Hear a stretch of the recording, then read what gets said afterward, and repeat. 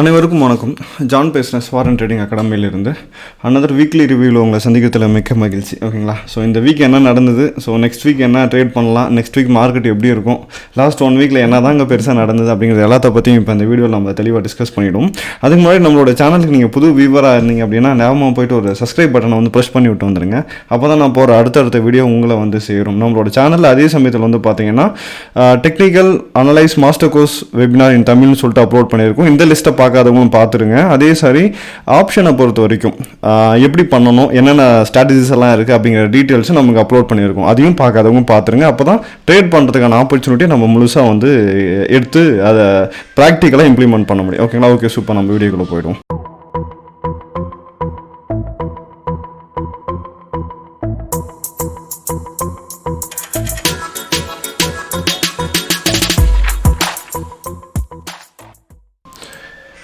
மொதல் விஷயம் வந்து பார்த்தீங்கன்னா நிஃப்டி என்னங்க ஆச்சு கடைசி ஒரு வாரத்தில் அப்படின்னு கேட்டிங்கன்னா ஒரு வென்டாஸ்டிக்கான ரேலி அப்படின்னு தான் சொல்லணும்.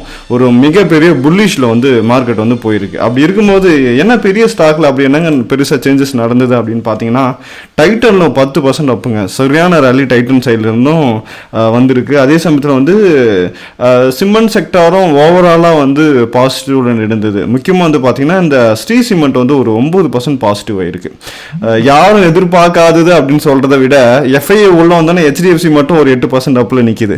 ஸோ ஒரு 30% வந்து 30-35% டவுன்ல போயிருந்த ஒரு ஸ்டாக்கு ஒரு 1 வீக்ல ஒரு 8% வந்து பூம் ஆயிருக்கு HDFC அப்படிங்கிறது உண்மையிலே ஒரு பெரிய ஒரு நல்ல விஷயம். அதே சமயத்தில் Asian paint, M&M, SBI life எல்லாமே வந்து ஒரு நல்ல ஒரு பாசிட்டிவான ஒரு மூவ் கொடுத்துருக்கு. ஸோ பியரிஷ் நம்ம எடுத்துக்கிட்டோம் அப்படின்னா சொல்ற அளவுக்கு ஒரு 3% தாண்டிச்சுன்னா தான் நான் புல்லிஷ் பியரிஷ்னு நான் கன்சிடர் பண்ணிப்பேன். அதனால 3% வந்து மார்க்கெட்ல ஆப்பர்ச்சுனிட்டி கிடையாது நிஃப்டி 50 அப்படின்னு தான் சொல்லணும். ஸோ பியரி சைடில் ஒன்றும் பெரிய விஷயமெல்லாம் கிடையாது. ஸோ பெரிய லெவலில் மூவ் ஆனது டைட்டனும் ஸ்ரீ சிமெண்ட்டும் மட்டும்தான். அதுக்கு அடுத்தது சரி ரைட்டு ஒரு 1 வீக் முடிஞ்சிச்சு. அடுத்த 1 வீக் நான் எதை ஃபோக்கஸ் பண்ணால் நல்லாயிருக்கும் அப்படின்னு நீங்கள் கேட்டிங்கன்னா எது மைனராக மூவ் இருக்குன்னு முதல்ல தேடி பார்க்கணும். மைனராக மூவ் இருக்கிறது என்ன இருக்குது? இந்துஸ்தான் யூனிலிவர் 0.00048 இருக்கிறதுலே வந்து அரவை போட்ட ஒரு மிகப்பெரிய ஸ்டாக் எது 1 வீக்னா இந்துஸ்தான் யூனிலிவர். ஸோ நெக்ஸ்ட் வீக்கு இது நேரோ சிபிஆர் தான் 100% இருக்கும். ஒன் சைட் ரேலி அப்படிங்கிறது தாராளமாக நம்ம இந்துஸ்தான் யூனிலிவரில் எதிர்பார்க்கலாம். ஸோ உங்களோட இன்ட்ராடேவில் அல்லது ஸ்விங் ட்ரேடிங்க்கு இதை பயன்படுத்திக்கோங்க. அதுக்கடுத்து வந்து பார்க்கும்போது NTPC 0.03 தான். அதுக்கடுத்து வந்து பார்க்கும்போது கிரீன் சைடில் என்ன இருக்குது அப்படின்னா 0.4 வந்து ஐஓசியும் டாடா ஸ்டீல் 0.4லையும் இருக்குது. ஸோ இந்த 4 ஸ்டாக்கையும் நீங்கள் தாராளமாக அப்கமிங் 1 வீக்குக்கு ஐஓசி சொல்லியிருக்கேன், இந்துஸ்தான் யூனிலிவர் சொல்லியிருக்கேன், அதே சமயத்தில் NTPC சொல்லியிருக்கேன், டாடா ஸ்டீல் சொல்லியிருக்கேன். இந்த 4 ஸ்டாக்கையும் அப்கமிங் 1 வீக்குக்கு நீங்கள் பயன்படுத்திக்கோங்க. நல்ல ஒரு பிரேக் அவுட்டில் நல்ல ஒரு ட்ரேடை உங்களுக்கு தாராளமாக கிடைக்கும். இந்த 4 ஸ்டாக்லேருந்து நல்ல மொமெண்டமும் எதிர்பார்க்கலாம். ஓகேங்களா? அதுக்கடுத்து என்னங்க FIDAயோட டேட்டா லாஸ்ட்டு வந்து பார்த்தீங்கன்னா 16ஆம் தேதி நான் சொல்லியிருந்தேன். ஐயோ வெப்சைட்டில் ஏதாவது தப்பாக அப்டேட் பண்ணிட்டானா, திடீர்னு ஒரு 300 கோடிக்கு வாங்கி வச்சுருக்காங்க, சம்மந்தமே எல்லாம் இருக்கே, ஏன்னா ஒரு ஆச்சரியமாக இருக்குது இந்தியன் மார்க்கெட்டுக்கு அப்படின்னு ஒரு 16ஆம் தேதி பார்த்துருந்தோம். அதே மாதிரி தான் 17ஆம் தேதி பெரிய ஒரு பையிங் ப்ரெஷர். ஓகேங்களா? 2800 கோடி அப்படிங்கிறது சாதாரண விஷயம் கிடையாது. ஆமாம், 41,000 கோடிக்கு நீ செல் அடிச்சுட்டு 2,000 கோடிக்கு வாங்குறது ஒரு பெரிய விஷயமா அப்படின்னு சொல்லுவீங்க. அது உண்மை கிடையாது. ஒரு பெரிய லெவலில் செல் ஆஃப்க்கு அடுத்தது ஒரு பையிங்கை கிரியேட் பண்ணியிருக்காங்க அப்படின்னு தான் நம்ம சொல்ல முடியும். இதனால தான் வந்து பார்த்தீங்கன்னா கண்டினியூ வந்து 2 டேஸாக வந்து கேப் அப் அண்ட் அனதர் ஒரு 300 to 400 பாயிண்ட் பாசிபிலிட்டிஸ் இருக்குது. அப்படின்னா முக்கியமான காரணம் வந்து இப்போ FIA வந்து இன்ட்ரெஸ்ட் காட்ட ஆரம்பிச்சிட்டாங்க நம்மளோட இந்தியன் மார்க்கெட்டில். அதனால தான் ஒரு 2,800 கோடி அவங்க சைட்லேருந்து பையிங்கை வந்து பார்த்துருக்கோம். ஸோ அனதர் 1 வீக் இருக்குது. ஸோ அனதர் 1 வீக்லேயும் நல்ல ஒரு பாசிட்டிவான ஒரு நியூஸ் அல்லது பாசிட்டிவான பை சைடு ஆப்பர்ச்சுனிட்டி FIலேருந்து வந்ததுன்னா கண்டிப்பாக வந்து பார்த்தீங்கன்னா அப்கமிங் டேஸும் நமக்கு ஒரு பெஸ்ட் ஆப்பர்ச்சுனிட்டி அல்லது ஒரு நல்ல புல் ரன் தான் நம்ம மார்க்கெட்டில் நம்ம எதிர்பார்க்கலாம். வெயிட் பண்ணி பார்க்கலாம் கரண்ட் வீக் என்ன நடக்க போகுது அப்படின்ட்டு. ஓகேங்களா? ஸோ FIA முடிஞ்சு அதுக்கு அடுத்து ஆப்ஷன் என்ன சொல்லுது, நம்மளோட ஆப்ஷனோட ஸ்ட்ரைக் பிரைஸ் என்ன சொல்லுது அல்லது ஓப்பன் இன்ட்ரெஸ்ட் என்ன சொல்லுதுன்னு பார்த்துடலாம். ஸோ ஓப்பன் இன்ட்ரெஸ்ட்டில் கரண்ட் வீக்கில் வந்து எங்கே வந்து நமக்கு அதிகம் வந்து செல் ஆஃப் நடந்திருக்கு அப்படிங்கிறத அனலைஸ் பண்ணிட்டோம். மொதல் ஒரு முக்கியமான விஷயம் என்னன்னு பார்த்தீங்கன்னா போத் கால் அண்ட் புட்டில் 2 பக்கத்துலையும் வந்து பார்த்தீங்கன்னா ஈக்குவலாக செல் அடிச்சு வச்சிருக்காங்க அப்படின்னு தான் நம்மளால சொல்ல முடியுது. ஸோ அதுவும் இல்லாமல் குறிப்பிட்டு சொல்லணும் அப்படின்னா கரண்ட் மார்க்கெட் இருக்கிற இடம் 17,300. ஓகேங்களா? ஸோ 17,300 வந்து பார்த்தீங்கன்னா ஒரு மிகப்பெரிய ஒரு பொசிஷன் கிரியேட் ஆகிருக்கு போத் கால் அண்ட் புட்டில். ஸோ 17,300 1700 கிரியேட் ஆகிறது நம்ம ஒரு பெரிய விஷயமா கன்சிடர் பண்ண முடியாது. ஏன்னா அட் த மணில எல்லாருமே வந்து ஷார்ட் ஸ்டார்ட்ல கிரியேட் பண்ணி வச்சிருப்பாங்க. அதனால 17300 நம்ம பெருசா வந்து கன்சிடர் பண்ண முடியாது. அதுக்கடுத்து வந்து பார்க்கும்போது 17500 ஒரு மிகப்பெரிய லெவல்ல கிரியேட் பண்ணியிருக்காங்க. அதுவும் கால் சைடில் கிரியேட் பண்ணியிருக்காங்க. இதில் நமக்கு என்ன தெளிவாக தெரியுது அப்படின்னா 17500 அப்படிங்கிறது ஒரு மிகப்பெரிய ஒரு ரெசிஸ்டன்ஸா ரியாக்ட் ஆக போகுது அப்படிங்கிறத நம்மளால சொல்ல முடியுது. அதுக்கடுத்து வழக்கம் போல 18 ஓகேங்களா. ஸோ 17500 அடுத்து 18 தான். அந்த ரவுண்டு வேலையில நான் தெளிவாக சொல்லியிருப்பேன். இந்த 50 அப்படிங்கிற ஸ்ட்ரைக் பிரைஸ்ங்கிறது நமக்கு எப்பவுமே தேவைப்படாத ஒரு ஆணின்னு தான் நம்ம சொல்லணும். இந்த 50 அப்படிங்கிற 350 450 650 எல்லாம் விட்டுருங்க. ஸோ ஹண்ட்ரட்ஸை ஃபோக்கஸ் பண்ணுங்க, 500 ஃபோக்கஸ் பண்ணுங்க. நிஃப்டியில் 500 100 நமக்கு பெரிய லெவல் சப்போர்ட் அண்ட் ரெசிஸ்டன்ஸை இமிடியேட்டா வந்து நமக்கு மார்க்கெட்ல வந்து கொடுக்கக்கூடிய ஒரே ஒரு விஷயம் இந்த 500 and 1000 தான். அப்படி நம்ம கால்குலேஷன் பண்ணும்போது 17500 ஒரு பெரிய ஓப்பன் இன்ட்ரெஸ்ட் வந்து கால் சைடில் இருக்கு. அதே மாதிரி 18000 இருக்கு. ஸோ 17500 and 18 அப்கமிங் டேஸ்ல ரீச் ஆகிறதுக்கான ஆப்பர்ச்சுனிட்டி இருக்கா அப்படிங்கிற சார்ட்டை பத்தி பார்த்துட்டு நம்ம அனலைஸ் பண்ணிக்கலாம். அதே சமயத்தில் 17000 புட்டை வந்து பெரிய லெவலில் ஷார்ட் பண்ணியிருக்காங்க. ஸோ பெரிய லெவலில் ஒரு 17 ஷார்ட் பண்ணியிருக்காங்க அப்படின்னும் போது நமக்கு என்ன இதுல இருந்து நமக்கு தெளிவாக நம்மளால பார்க்க முடியுதுன்னா நமக்கு வந்து பையோட பொசிஷனில் வந்து கிரியேட் பண்ண ஆரம்பிச்சிட்டாங்க மார்க்கெட்டில் அப்படிங்கிறது தெளிவாக தெரியுது. ஏன் அப்படின்னா புட்டை வந்து ஷார்ட் பண்ணுறாங்க பாட்டமில். ஸோ புட்டை ஷார்ட் பண்ணும்போது நமக்கு என்ன தெரியுது, ஆமாப்பா மார்க்கெட்டில் எல்லாரும் வாங்க ஸ்டார்ட் பண்ணிட்டாங்க, அல்லது வந்து பார்த்தீங்கன்னா மார்க்கெட் மேலே போக ட்ரை பண்ணுது அப்படின்றதுக்கான ஒரு சிம்டம் தான் இந்த புட்டை வந்து ஷார்ட் பண்ணுறது. ஓகேங்களா. ஸோ இதுதான் நம்ம தெளிவாக பார்த்துட்டு இருக்கோம். அப்போ இமிடியேட் ரெசிஸ்டன்ஸ் சப்போர்ட் நீங்கள் எடுத்துக்கிட்டீங்கன்னா சப்போர்ட் 17, அதே சமயத்தில் ரெசிஸ்டன்ஸ் 17500 தான். இதுக்குள்ள தாராளமாக மார்க்கெட் மூவ் ஆகும். 17500 18 அப்படிங்கிறத நெக்ஸ்ட் டார்கெட்டாக இருக்கும். சென்டரில் வந்து பார்த்தீங்கன்னா 17800 ஒரு பெரிய ஒரு ஓப்பன் இன்ட்ரெஸ்ட் இருக்கு. ஸோ மீதி எதுவும் கிடையாது. 17500 17800 18000 இது மூணு தான் வந்து பார்த்தீங்கன்னா கரண்ட்ல வந்து நமக்கு ரெசிஸ்டன்ஸாக ரியாக்ட் ஆக போகுது. ஓகேங்களா. இப்போ வந்து ஓப்பன் இன்ட்ரெஸ்ட்டை பார்த்தாச்சு. அப்புறம் நிஃப்டிக்குள்ளே வரும். இப்போ தான் நம்மளோட அனலைஸ் ஒரிஜினல் அனலைஸை ஸ்டார்ட் ஆக போகுது. மீதி எல்லாம் ஆல்ரெடி மார்க்கெட்டில் இருக்கக்கூடிய டேட்டா வச்சு பேசிட்டு இருக்கோம். அதனால அது வந்து ஒரு சின்ன ஒரு அப்சர்வேஷனுக்காக தான். ஸோ கரண்ட்ல மார்க்கெட் எங்க நின்னுக்குதுன்னு கேட்டீங்கன்னா 17300. ஸோ நம்மளோட நெக்ஸ்ட் ரெசிஸ்டன்ஸ் எங்க இருக்குதுன்னு கேட்டீங்கன்னா ஸ்ட்ரைட்டாவே 17700 இருந்து 800 வரை இருக்கு. ஓகேங்களா. ஸோ இப்போ உங்களுக்கு புரியும் ஓப்பன் இன்ட்ரெஸ்ட்டும் இதுவும் எங்க மேட்ச் ஆகுதுன்ட்டு. அப்போ இந்த ஜோன் அப்படிங்கிறது என்ன ஜோன், 17794 18 அப்படின்னா 17800 மன்னிக்கும் 17800. அப்போ 17800 தான் நான் வந்து பார்த்தீங்கன்னா ஓப்பன் இன்ட்ரெஸ்ட் மென்ஷன் பண்ணியிருந்தேன். அதே இடத்துல இப்போ கரண்ட்ல ஓப்பன் இன்ட்ரெஸ்ட் உட்காந்துட்டு இருக்கு. அப்போ என்ன நம்ம ஜோனும் சரி ஓப்பன் இன்ட்ரெஸ்ட் சரி மேட்ச் பண்ணும்போது நமக்கு எங்க ரெசிஸ்டன்ஸ் ஸ்ட்ராங்கா தெரியுதுன்னா இந்த 17800 ஸ்ட்ராங் ரெசிஸ்டன்ஸ் அப்படிங்கிறது நம்மளால பார்க்க முடியுது. அப்போ இந்த 17800ங்கிறது கரண்ட் வீக்ல ரெசிஸ்டன்ஸா ரியாக்ட் ஆகும். கன்ஃபார்மா இந்த ஏரியா தான் வந்து பாத்தீங்கன்னா ரிவர்சல் வரும்னு சொல்லி நம்ம எதிர்பார்க்கலாம். இந்த 300 அப்படிங்கிறது ஈஸியா பிரேக் அவுட் ஆகும். ஏன்னா இந்த இடத்துல வந்து நமக்கு ரிவர்சல் வந்து கிடைக்கல. ஈவன் 15 மினிட்டோட ஜோன் கூட நமக்கு கட் ஆகல. ஸோ இந்த இடத்துல நம்ம ரிவர்சல் எதிர்பார்க்காம ஒரு 15 மினிட் ஜோனாவது நமக்கு வந்து பாத்தீங்கன்னா 17700 ரிவர்சல் கொடுத்ததுன்னா எப்படி அப்படின்னா மார்க்கெட் வந்து இதுவரை போயிட்டு ஒரு ஸ்விங் லோ வச்சுட்டு நமக்கு லோவை கட் பண்ணி கீழே இறங்கும். இந்த லோவை கட் பண்ணாத வரைக்கும் நம்ம எல்லாம் அந்த இடத்துலையும் போயிட்டு நம்ம செல்லிங் எல்லாம் ட்ரை பண்ண முடியாது. ஏன்னா கன்ஃபார்மா நமக்கு ஒரு ரிவர்சல் பேட்டர்னுங்கிறது வரணும். சரி நான் 17500 அல்லது 600 நான் ட்ரை பண்ணலாமான்னு கேட்டீங்கன்னா அங்க நம்ம எதிர்பார்க்கல.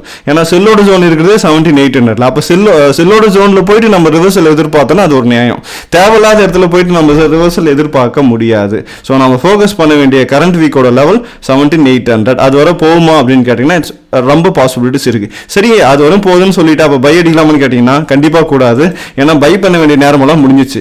ஸோ 15900 வரும்னு சொன்னோம், 1000 பாயிண்ட் டவுன் ஆச்சு. திருப்பி 15900 17 வரும்னு சொன்னோம், அதை தாண்டி மார்க்கெட் போயிட்டு இருக்கு. யாரால 2000 பாயிண்ட்டுக்கு மேல வந்து நம்ம கொடுத்த டார்கெட் போயிடுச்சு.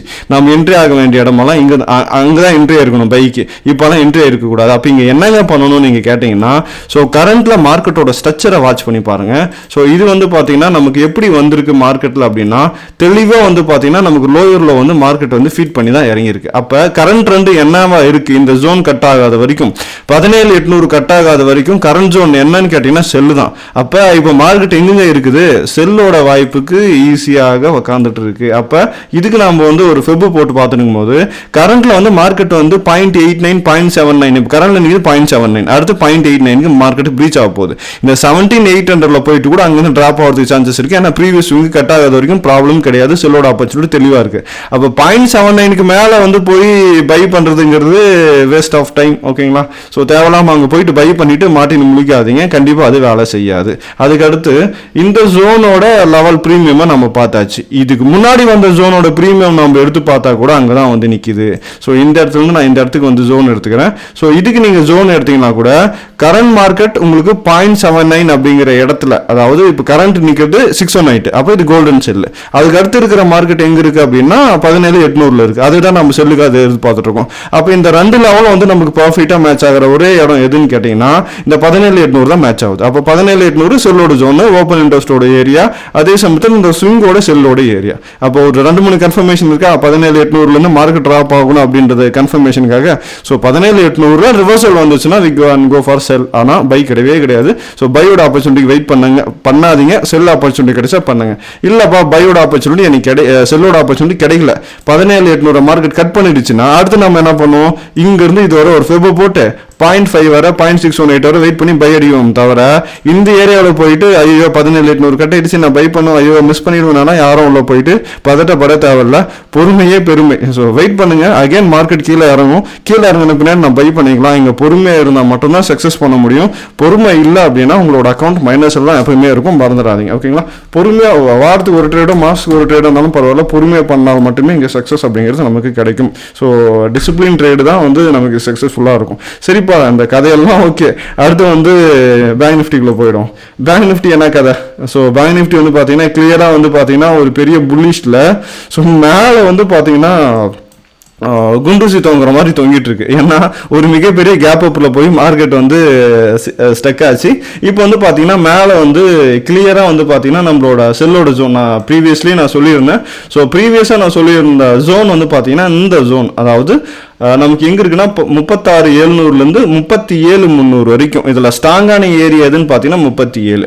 அப்ப 37 வரதுக்கான ஆப்பர்ச்சுனிட்டி வந்ததுன்னா அந்த இடத்துல நம்ம செல்ல வந்து ட்ரை பண்ணலாம். ஏன்னா இது செல்லோட ஜோன், ப்ரீவியஸா இருக்கக்கூடிய கேப்பை ஃபில் பண்ணது. ஸோ இது வேக்கம் கேப், இந்த கேப்பை மார்க்கெட் ஃபில் பண்ணி தான் இந்த இடத்துல டிராப் ஆகணும். அப்ப இந்த இடத்துல ரிவர்சல் பாக்குறது நல்லதான்னு கேட்டீங்கன்னா எஸ், இந்த இடத்துல நீங்க ரிவர்சல் பார்க்கணுமே தவிர வேற எங்கேயும் ரிவர்சல் பார்க்க கூடாது. சரி, ஓகே, நம்ம ட்ரெண்ட் அனாலிஸ்க்குள்ள வரும். ஓகேங்களா? ஸோ இதை ரிமூவ் பண்ணிட்டு ட்ரெண்டுக்குள்ள வரும். ஸோ மார்க்கெட் எவ்வளவு தூரம் ஷார்ட் போயிருக்கு அப்படின்னு பாத்தீங்கன்னா இது முழுசாவே உங்களுக்கு ஒரே ஒரு ஸ்விங் தான். இந்த ஸ்விங் ப்ரீவியஸ் லோவை கட் பண்ணி தான் கீழே இறங்கி இருக்கு. அப்ப இந்த ஸ்விங்குக்கே நீங்க வந்து ஃபெப் போட்டா மட்டும் தான் உங்களால லெவல்ஸ் வந்து பிடிக்க முடியும். அப்ப இந்த ஏரியாவில இருந்து இந்த ஏரியா வரை நம்ம ஃபெப் போடுவோம். மார்க்கெட் இப்ப எங்கெங்க இருக்கு, கோல்டன் செல்லுக்கு வந்துருச்சு. ஸோ பை புதுசா பண்ணலாமா? பண்ணக்கூடாது. நம்ம நிக்கிற இடம் பிரீமியம், அங்க போயிட்டு பை எல்லாம் பண்ணவே கூடாது. Both Nifty and bank Nifty ரெண்டும் ஒரே கணக்கு தான். அதனால அதெல்லாம் தொடவே தொடாதீங்க. அடுத்து நம்மளோட செல்லோட என்ட்ரி எங்கப்பா இருக்கணும்னு கேட்டீங்கன்னா கரண்ட் மார்க்கெட்ல இருந்து 37 வந்து மார்க்கெட் பிரீச் பண்ணும். 37 இருந்து உங்களுக்கு 15 minute reversal, 5 minute swing low cut ஆனாலும் 15 மினிட் லோ கட் ஆனாலும் இமிடியேட்டா வந்து செல்லோட ஆப்பர்ச்சுனிட்டியை பார்த்துக்கிட்டு செல் அடிக்க தான் பெட்டர் ஆப்பர்ச்சுனிட்டி. பை அப்படிங்கிறது வேண்டாம். ஏன்னா எல்லாரும் 200 மூவிங் ஆவரேஜ் தாண்டிடுச்சு, மார்க்கெட் வந்து புல்லிஷ் போயிடுச்சு, எஃப்ஐ பை பண்ண ட்ரை பண்ணிட்டாங்க, எல்லா கதையும் சொல்லுவாங்க. ஆனா மார்க்கெட் இப்போ இருக்கிறது என்ன பிரீமியம், நீங்க பாட்டம்ல பண்ணிருக்கணும். நான் சொல்லும் போது இப்போ இருக்கிறது பிரீமியம். இந்த நேரத்தில் உள்ள போயிட்டு பை பண்ணிட்டு யாரும் மாட்டிக்காதீங்க. ஸோ நமக்கு ப்ரீவியஸ் ஐ கட் ஆயிடுச்சுன்னா திரும்ப ஒரு ஒன்றும் ப்ராப்ளம் இல்லை, நேராகவே பை தான் போகுது. நம்ம நினைக்கிற மாதிரி செல் நடக்கல, பை தான் போகுதுன்னா ப்ரீவியஸ் ஐ கட் ஆன உடனே திரும்ப மார்க்கெட் வந்து ஃபுல் பேக் வரும், கீழே வரும், கீழே இருக்கக்கூடிய ஆர்டரை கலெக்ட் பண்ணும், ஒரு ஆர்டர் பிளாக்கை வைக்கும், ஸ்ட்ரக்சர் போடும், அப்புறம் நம்ம பார்த்துக்கலாம். அப்போ நம்ம கரண்ட்ல இப்போ நம்மளோட வியூ என்னவா இருக்கணும், மார்க்கெட்டை ரிவர்சல் ஆகுறது, ஸ்ட்ராங்கான ரெசிஸ்டன்ஸ் எடுக்குது, புல் பேக் ஆகுது, அல்லது ப்ரீவியஸோட லோ கட் ஆகுதுன்னா இமிடியேட்டா நம்ம ஷெல் ட்ரை பண்ண போறோம். அதை தாண்டி வேற எதுவும் கரண்ட் மார்க்கெட்ல நாம பண்ண போறது கிடையாது. நம்மளோட வியூ கிளியரா இருக்கும்னு நினைக்கிறேன். இதை தாண்டி பெருசா எதுவும் ட்ரை பண்ணி மாட்டிக்காதீங்க. ஓகேங்களா? Back to weekly analyse. So weekly அனலைஸ்ல நான் இப்போ லோட் பண்ணியிருக்கிறது என்னன்னு கேட்டீங்கன்னா வீக்கோட கேமரெல்லாம் லோட் பண்ணியிருக்கேன். ஸோ இது வந்து பார்த்தீங்கன்னா அப்கமிங் மண்டே டு ஃப்ரைடே வரக்கூடிய லெவல்ஸ். ஸோ இதில் வந்து பார்க்கும்போது நமக்கு ஸ்ட்ராங்காக எந்த ஏரியா அங்கே இருக்குதுன்னு பார்த்தீங்கன்னா 17,800 இருக்குதுங்க. ஸோ 17,724 17,800 இந்த ஜோன். அப்போ இந்த வாரம் H4ல என்ன நிற்குதுன்னு கேட்டிங்கன்னா நமக்கு ஜோன் செல்லோட ஜோன் மேட்ச் ஆகுது. அப்போ 17800க்கு மேலே போனால் நம்ம பை ட்ரை பண்ணலாம். ஆனால் 17800 செல்லோட ஜோன். அப்போ 17800 இப்போ வந்து எங்கே இருக்குது? H4 17720 இருக்குது. அப்போ 17720க்கு மேலே க்ளோஸ் வச்ச உடனே நம்ம நார்மலாக பையிங் ட்ரை பண்ணுவோம். ஆனால் இப்போ ஜோன் எங்கே இருக்குது? 18 வரை இருக்குது. ஸோ 17800 வரை இருக்குது. ஸோ இந்த 17800 வரை இந்த 200 பாயிண்ட் வந்து பார்த்தீங்கன்னா குஷன்ஸ் இந்த ஏரியாவில் நமக்கு கிடைக்குது. ஸோ ஆல்மோஸ்ட் வந்து பார்த்தீங்கன்னா 17720 நமக்கு 17800 இங்கே ஒரு 80 பாயிண்ட்ஸ் பிளஸ் ஓவரால் ஜோன் வந்து 200 பாயிண்ட்ஸ் கிட்ட வரும். ஓகேங்களா? ஸோ இந்த ஜோனில் இந்த ஏரியாக்குள்ளே போனாலே நம்ம ரிவர்சல் தான் எதிர்பார்க்கணும் அப் டு 17800 வர. ஸோ நம்மளோட இமிடியேட் செல் ஜோன் எங்கே ஸ்டார்ட் ஆகுதுன்னா இன்னியோட அதாவது அப்கமிங் வீக்கோட செல் என்ட்ரி பாருங்க. ஷார்ப்பாக ஓப்பன் இன்ட்ரெஸ்ட் மேட்ச் ஆகுது 17500. ஸோ 17500 நம்ம ரிவர்சல் எதிர்பார்க்கலாம். 17800 நம்ம ரிவர்சல் எதிர்பார்க்கலாம். 17800க்கு மேலே பையை பற்றி யோசிக்கலாம். அது வரையும் பையை பற்றி யோசிக்காதீங்க. அதோட பைக்கு வந்து பை சொல்லிட்டு செல்லை பார்க்கறது நல்லது. ஓகேங்களா? இது வந்து பார்த்தீங்கன்னா நம்மளோட நிஃப்டியோட வியூ. அப்போ நிஃப்டி வந்து நியர் டு ரெசிஸ்டன்ஸ். ஸோ அலர்ட்டாக இருங்க. ஓகேங்களா? அதுக்கடுத்து வந்து பார்த்தீங்கன்னா பேங்க் நிஃப்டி. பேங்க் நிஃப்டியில் என்னங்க ஆகுது அப்படின்னு பார்த்தீங்கன்னா பேங்க் நிஃப்டியில் கரண்டில் நம்மளோட செல்லோட ஜோன் நம்ம எங்கே பார்த்துருந்தோம்? 37,000 பார்த்தாங்களா? ஸோ இது அப்படியே 37,000 கேமராவில் வச்சு பார்த்தீங்கன்னா H3யோட ஜோன் கிளியராக இருக்குது. மார்க்கெட்டு நமக்கு எங்கே திரும்பவும் H3லேருந்து H4க்குள்ளே திரும்பணும். தெளிவாக தெரியுது. அப்போ இந்த ஜோனுக்குள்ளே நீங்கள் போனதுன்னா தாராளமாக நீங்கள் வந்து செல்லிங் வந்து ட்ரை பண்ணலாம். ஸோ H3லேருந்து H4க்குள்ளே கரண்ட் மார்க்கெட் பிரீச் ஆகுது அப்படின்னா அங்கேருந்து ஒரு ப்ரீவியஸோட ஜோன் கட்டை மார்க்கெட் கீழே இறங்குது. ப்ரீவியஸோட ஹையர் லோ கட் ஆகுது 5 மினிட் அண்ட் 15 மினிட் அப்படின்னா தாராளமாக இங்கே நீங்கள் செல் ட்ரை பண்ணலாம். பை அப்படிங்கிறது வேண்டாம். ஓகேங்களா? ஏன்னா கீழே வந்து எக்ஸ்ட்ராடினரி கேப்பாக விட்டு வந்துட்டு இருக்கு. கண்டிப்பாக ஃபில் பண்ண மார்க்கெட் கீழே வரணும். ஸோ பையோட ஆப்பர்ச்சுனிட்டி கிடைக்கலனாலும் பரவாயில்ல. ஆனால் பை மட்டும் ட்ரை பண்ணி மாட்டிக்காதீங்க. ஓகேங்களா? சூப்பர். ஸோ நம்மளோட அனலைஸில் உங்களுக்கு ஒரு கிளியர் கட் ஐடியா அப்கமிங் வீக்குக்கு கிடைச்சிருக்கும்னு நினைக்கிறேன். ஸோ நம்மளோட சேனலும் வந்து பார்த்தீங்கன்னா ஆல்ரெடி நான் தொடக்கத்தில் சொன்ன மாதிரி தான். ஸோ பேசிக்காக இந்த வீடியோ பார்க்காதவங்க technical analyse master course webinar in Tamil அப்படிங்கிற இந்த 12 வீடியோ பார்க்காதவங்க பார்த்துருங்க. இதை பார்க்காம ட்ரேட் பண்ணவே முடியாது. ஸோ இதுதான் இப்போ இது ஆல்ரெடி உங்களுக்கு எவ்வளோ தெரிஞ்சுன்னா ஒரு முறை பார்த்துட்டு வாங்க. ஸோ இதுதாங்க மார்க்கெட்டு. இப்படி ஒரு ஃபார்மேஷன் இருக்குது, ஒரு ஸ்மார்ட் மணி இருக்குது, ஒரு லெவல்ஸ் இருக்குது. இந்த லெவலை தாண்டாதுங்கிற எல்லா கண்டென்ட்டும் உங்களுக்கு கிடைக்கும். அதே மாதிரி ஆப்ஷன் ட்ரேடு. ஸோ பாதி பேருக்கு ஏன் காலம் வாங்குறோம் ஏன் புட்டம் வாங்குறோம் அப்படிங்கிற ஒரு நாலேஜே இல்லாமல் தான் நம்ம இப்போ வர பண்ணிட்டு இருக்கோம்.